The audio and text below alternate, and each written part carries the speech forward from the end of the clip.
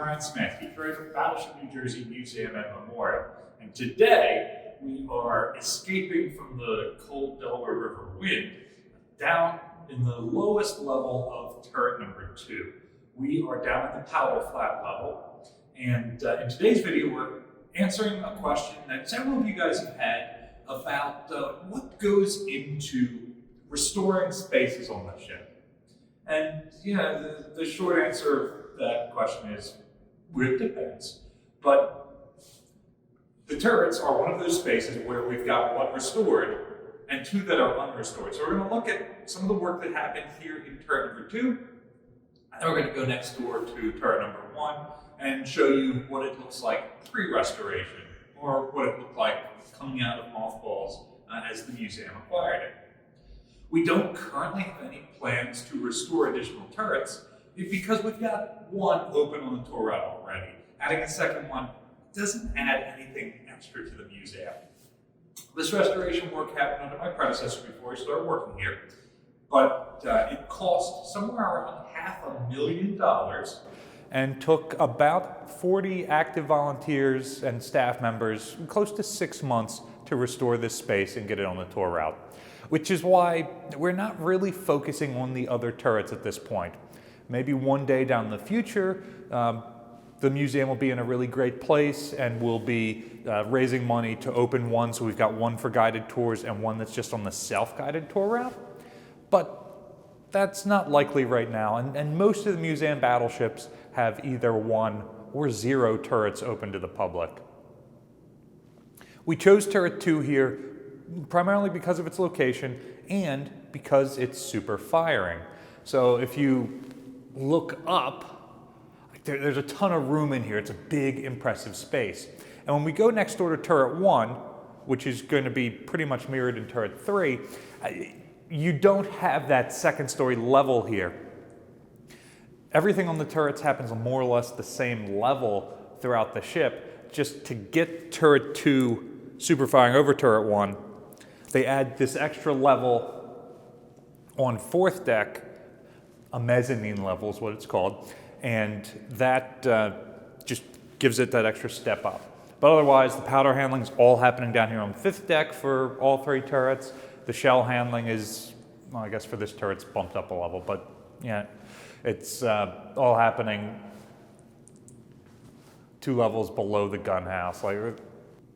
So, in terms of the restoration project, the very first thing that we have to do when we're going to open a space up is call our environmental chemists out and have them do a test of the space, the air quality, and determine what is in the air.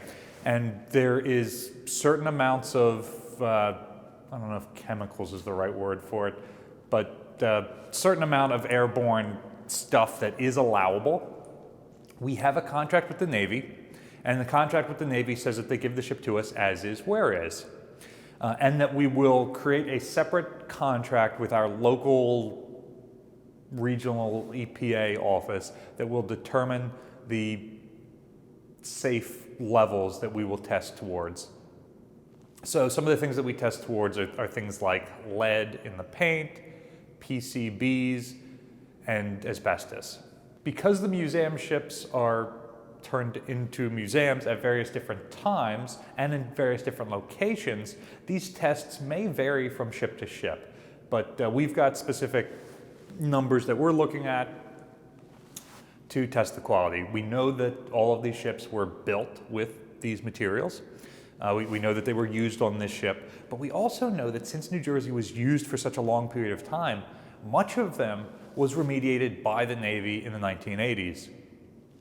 And so we've been very, very fortunate in our tests that we have never really found anything too concerning. Things are either still encased or have been completely removed. And of course, down here in the turrets, isn't a whole lot of insulation to be concerned about asbestos. They've been heavily repainted, so even if there was like lead-based primer down here, it's all encased below other levels of paint. And we haven't really had any PCBs in the air beyond whatever the minimal allowable amount is. So wasn't really an issue for us in this space, but still the first step, get those tests done. Once that's done, we have to bring in an engineer, and the engineer designs a life safety plan for the space. We have to have multiple emergency exits that might also vary by location. Like the Battleship New Jersey is inspected by the state fire marshal, the DCA. So our requirements are going to be different than, say, Missouri, which is inspected by the Pearl Harbor Navy Yard, or other ships. I think some are inspected by the Coast Guard, but that's more rare. Those tend to be like ships that are still actively sailing around, like Jeremiah O'Brien, John W. Brown. So that's another thing that varies by location.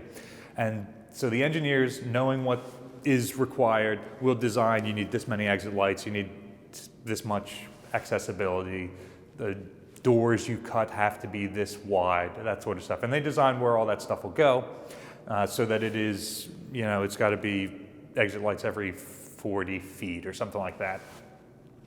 And then once that's done, we can start bringing in the contractors to do that sort of work and start bringing in our volunteers. One of the biggest things to do is to relamp a space. In mothballs, it's something like 50% or a third of the lights can be out.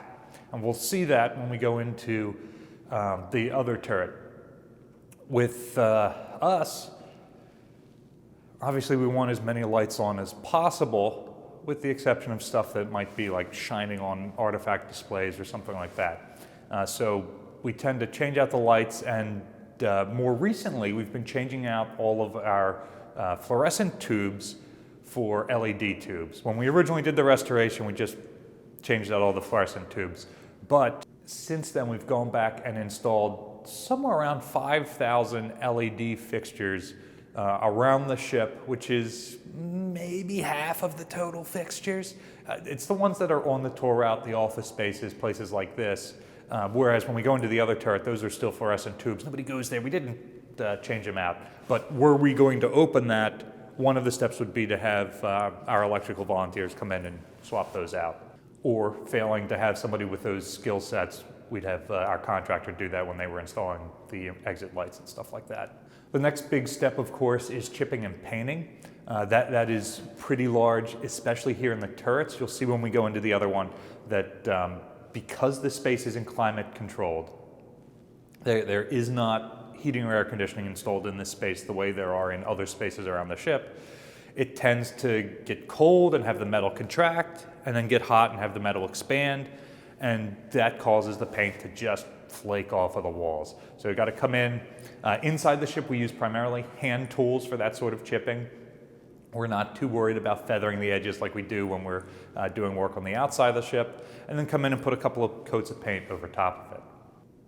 And another step that we have to sometimes do is make it more accessible. So for example, the only way in and out of this space originally was through vertical ladders that then come in through these doors around us, or through a vertical ladder that comes from the turret down this central wiring trunk here. So we had to cut a couple of doors. That's also part of why we chose to open turret 2 as opposed to one of the other ones. Cutting a door up on third deck in medical allowed access into the barbette on the shell deck. And then we added some bunny slope stairs like this one behind me that then gets you down to this level. And we cut an extra door over here. You guys have heard me say this in other videos, but to make a major modification to the ship like that, we have to get the permission of the State Historic Preservation Officer, SHPO, and the Secretary of the Navy's office, administered through NAVSEA. And typically, if we say it's to make the ship more accessible for tour routes, they say, yeah, go for it. Add that to the tour route. Keep the steel that you cut off. So anywhere where we've cut a door on the ship, we've typically tacked it to the wall right next to where we cut it out, so that were we attempting to return the artifact to its original configuration, you just cut that tack and weld it back into place. Again, that's only for major modifications. Other things like we want to just paint in here, we want to change the lights to LEDs. It's still the same original historic fixture, it still looks the same. We're repainting in the same color that it was. Like, we've got the authority to do that on our own. So, now that we've talked about what had to happen to make this space accessible to the tour route, let's go next door.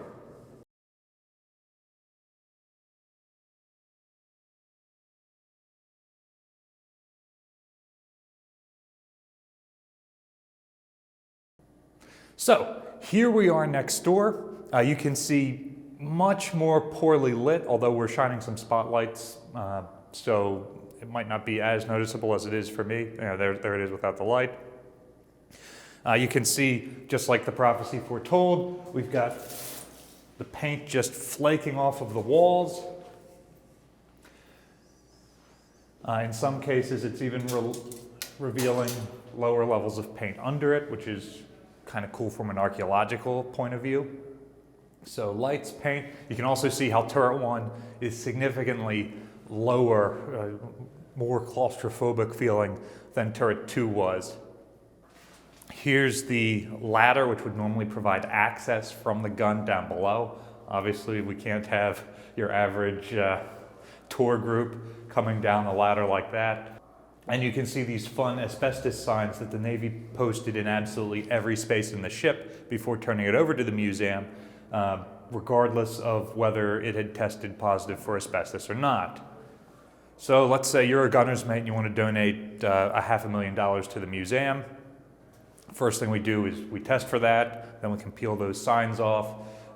Next thing we do is we get the engineer in here to design where we're going to put emergency lights and exit lights. If the power goes out, those battery lights will come on to help you get out of the space. We are very deep in the ship right now. We're pretty far away from an exterior exit, so if there's an emergency, you got to be able to follow those signs out.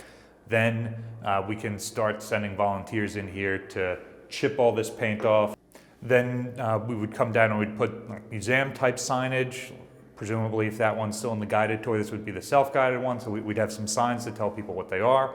There are cases where equipment has been removed, helps open up particularly the plumbing so that it's ventilated, it's getting air in there, you don't just have water sitting. And at that point, we're pretty much ready to go.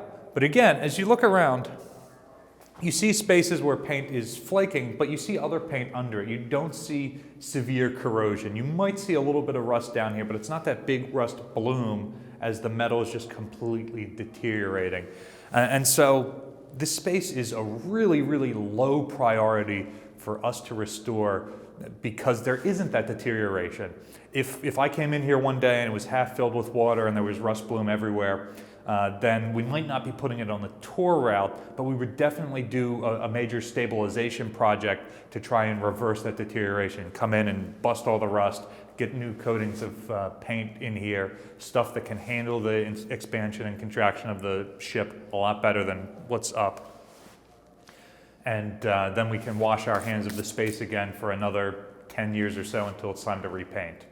But again, we're not seeing that. This is not on the tour route. It's pretty far off of any of our existing tour routes or our plans to do so. If you donate money to the museum for the restoration effort, it's not going into restoration of the turret. It would have to be a specific restricted donation at this point that would put any money into restoring this space. So what do you think we should be restoring next? Let us know in the comments section down below. Some spaces that excite me are the 08 bridge, Marine Corps berthing and after plot, the refrigerators, and after steering. These are all spaces that are open on some of the other battleships, but we have not yet restored here on Battleship New Jersey. But let us know in the comment section down below.